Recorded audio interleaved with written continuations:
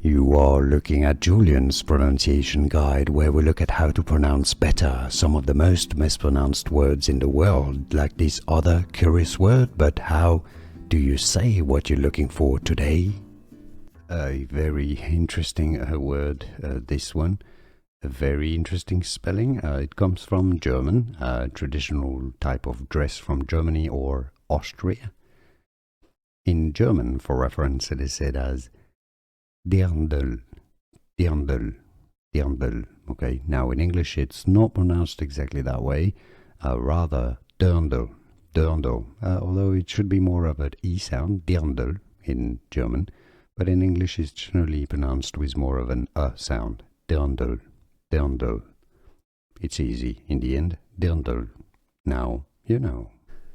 Here are more videos on how to pronounce more confusing words and names too many mispronounced. Like this video if you found it useful. I appreciate your support. I'll see you soon and thanks for watching.